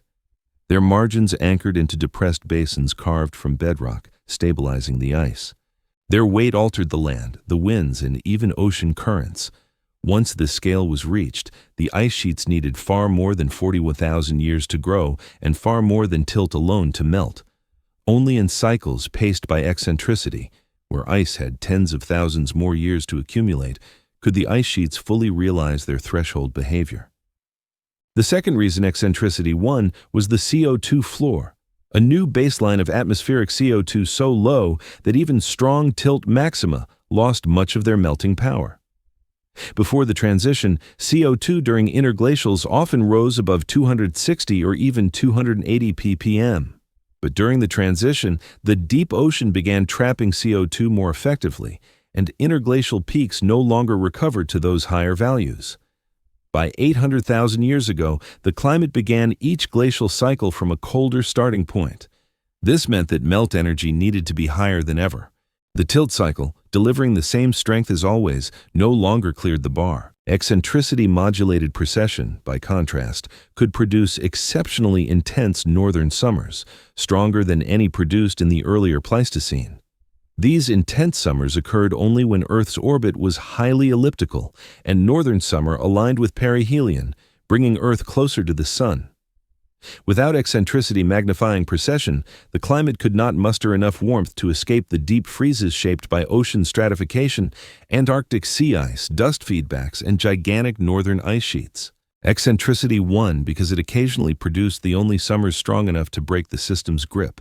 The third reason: threshold behavior transformed the climate into a system driven by rare triggers rather than frequent cycles. In early Pleistocene climate, deglaciations followed tilt maxima closely. But in the late Pleistocene, deglaciations occurred only when the system reached a tipping point, created by multiple reinforcing factors: rising CO2, weakening ice sheets, reorganizing ocean currents, and unusually intense sunlight. These tipping points appeared irregularly, but were most likely during periods of high eccentricity when strong precession peaks could align with tilt maxima. In essence, the climate system began waiting for specific orbital alignments. When these alignments occurred, the system snapped into a new state. When they did not, the system remained frozen. The fourth reason, the deep ocean chose the long cycle. As deep ocean stratification intensified, it stored CO2 for longer periods, releasing it only after exceptional warming pulses. The oceans became a powerful suppressor of deglaciation. The 41,000-year cycle tried repeatedly to melt the ice, but without CO2 release, the effort fizzled. Only when intense sunlight broke stratification did CO2 surge into the atmosphere, sea ice collapse, and warming accelerate. These surges happened roughly every 100,000 years. The deep ocean, in its slow, massive inertia, synchronized with eccentricity, not with tilt. The fifth reason eccentricity won was the geometry of ice sheet dynamics. The ice sheets grew most efficiently during long periods of steady freezing, periods that eccentricity provided. When eccentricity was low, glacial cycles were shorter because summers were more even, but when eccentricity rose, precession produced dramatic differences in seasonal sunlight. Long glacials under high eccentricity allowed ice sheets to reach their maximum thickness and stability. Only at these maximums did they become vulnerable to rapid collapse. Thus, the cycle length reflected the build-up-collapse rhythm of the ice itself. The sixth reason, chaotic resonance. As feedback strengthened, the climate began resonating with the 100,000-year interval because it matched the timescale needed for multiple systems, ice, CO2, dust, circulation, to synchronize. Tilt cycles were too frequent. The climate could not reorganize fast enough to respond consistently. Precession cycles were too short. Eccentricity alone provided the slow, deep timing required for feedbacks to accumulate into major tipping points. All of this leads to a crucial realization. Eccentricity did not force the climate into 100,000-year cycles. The climate transformed itself into a system that listened only to eccentricity's occasional extremes. This is why every major termination after 700,000 years ago occurs near a peak in northern summer insolation modulated by eccentricity. Not every eccentricity peak triggers a deglaciation, but every deglaciation aligns with one. The new rhythm was not imposed on Earth, it emerged from Earth. By 700,000 years ago, the shift was complete. The old rhythm had faded into geological memory. The ice sheets now worked on a long fuse. The oceans pulsed on a slow beat. Antarctica locked CO2 beneath its icy crown. Dust settled in thick layers across continents, and the planet's frozen giants rose and fell like colossal lungs, inhaling and exhaling every 100,000 years. That slow rhythm, cold for 80,000 to 90,000 years, warm for only 10,000 to 20,000, became the world in which the first humans walked, the world in which our ancestors learned fire, tools, language, migration, survival, the world in which modern climate cycles took shape. And it all came from the moment Earth stopped listening to the fast beat of obliquity and surrendered to the deeper, quieter, more powerful heartbeat of eccentricity. The story of Earth's shifting glacial rhythm is not just a tale of the deep past, it is a story that extends quietly into the far future, into ages we will never see, but that our planet is already preparing for. Now that the climate system has fully adopted the 100,000-year pattern, the question becomes, when will Earth freeze again? And what will that next great freeze look like? The answers lie in the same interplay of orbital cycles and earthbound feedbacks that reshaped the Pleistocene.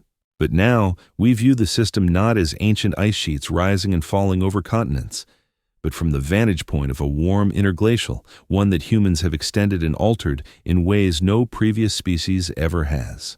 To understand what comes next, we begin with the present. Earth is about 11,700 years into the current interglacial, the Holocene, a warm interval typical in length for the past million years. Most interglacials in the 100,000-year rhythm last around 10,000 to 20,000 years, punctuated by far longer glacials lasting 80,000 to 90,000 years. In that sense, Earth today should be nearing the end of its warm breath, preparing over the next several millennia to slide back into a slow freeze. Orbital cycles indeed point toward this direction. Axial tilt is currently decreasing, which weakens northern summer sunlight. Precession is moving Earth's perihelion closer to winter rather than summer in the northern hemisphere, further cooling summers, the key to growing ice. And eccentricity today is relatively low, but will gradually rise again over the next tens of thousands of years. These orbital ingredients, under normal Pleistocene conditions, would set the stage for renewed glaciation. Under natural conditions, absent human influence, Earth's next glacial inception would likely begin within the next 10,000 to 20,000 years, with snowfields expanding in northern Canada, Scandinavia, and Siberia, gradually surviving year after year. Dust levels would rise, CO2 would fall as the oceans draw down more carbon, and feedbacks would reinforce cooling, until vast ice sheets once again crawled across continents. But something unprecedented has happened. Humans have altered the climate system in ways fundamentally different from any natural variation of the past 2.6 million years. The current concentration of atmospheric CO2, now above 400 parts per million, is far higher than at any point in the entire Quaternary period. Even during the warmest interglacials of the Pleistocene, CO2 rarely exceeded 300 ppm. Such elevated levels have not been seen in at least 3 million years, long before the mid-Pleistocene transition ever began. This means that Earth's climate is no longer simply following orbital forcing. Human-driven CO2 has fundamentally weakened the cooling pathways that would normally trigger a glacial inception. To see how profound this shift is, we consider the behavior of past glaciations. Every major ice age of the last million years began when CO2 levels were low, often around 260 ppm or below, and when orbital conditions aligned to produce weak northern summers.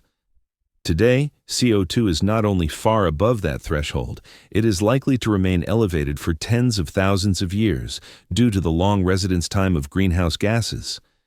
This alone is enough to delay a glacial inception.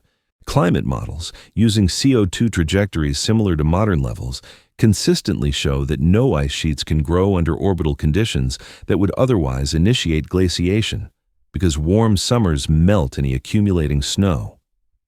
In simple terms, Earth cannot enter a new ice age at today's CO2 levels, but the story goes deeper. Because CO2 interacts with orbital cycles, the timing of the next possible glaciation becomes linked to both human emissions and eccentricity's long rhythm. Even if atmospheric CO2 were to decrease over the next tens of thousands of years through slow natural processes or hypothetical future human carbon removal, orbital alignment would still matter. The next period when eccentricity will be sufficiently high and when precession will align northern summer with aphelion occurs about 50,000 years from now. Under natural CO2 levels, this alignment would almost certainly trigger a glacial inception. Under high CO2, this trigger fails. Some models suggest that only after CO2 falls below approximately 240–260 ppm, levels typical of late Pleistocene interglacials, would the climate regain its natural sensitivity to orbital forcing. Given geological carbon cycling rates, this drop could take anywhere from 50,000 to 100,000 years or more, depending heavily on how much greenhouse gas remains in the air and oceans after human emissions stabilize. Thus, the next ice age, one that should naturally occur in the next 20,000 to 50,000 years, may be delayed by tens of thousands of years, possibly even hundreds of thousands, depending on long-term atmospheric CO2 pathways. The 100,000-year cycle we inherited is still ticking in the background, but its power has been overridden, for now, by the largest CO2 anomaly in millions of years. Nevertheless, Earth's deep time rhythm has not vanished. It continues silently beneath the human imprint, awaiting the moment when natural processes reassert control. When that moment comes, whether 50,000, 500,000, or even 1,000,000 years from now, the next glaciation will likely resemble the late Pleistocene pattern: slow ice growth over tens of thousands of years, enormous ice sheets covering Canada and northern Europe, CO2 falling to around 180 to 200 ppm, and sea levels dropping by more than 100 meters from today's height. Dust will fill the air again, Antarctic sea ice will widen its halo, and Earth will fall back into the deep freeze that has defined most of the last million years. Viewed from deep time, our warm interglacial, bright, brief, and fragile, is an anomaly, a flicker, a soft breath between long silences. But this flicker is also the world in which every recorded human story has unfolded, the world in which language, agriculture, cities, civilizations, and science emerged. A world suspended between two vast ice ages, one long past, one postponed, but still waiting. And when Earth finally returns to its natural rhythm, when CO2 once again falls low enough to grant orbital cycles their former power, the planet will feel the familiar pull of the slow heartbeat it learned during the mid-Pleistocene transition. The ice will come again, not because of tilt or dust or oceans alone, but because all those forces will reunite under the patient guidance of eccentricity. Earth will freeze again, slowly, quietly, inevitably, on a timeline written across 1,000,000 years. And the deep rhythm that began in the age of mammoths and stone tools will continue long after human memory itself becomes another layer of fossilized history, buried beneath future sand, future ice, and future time.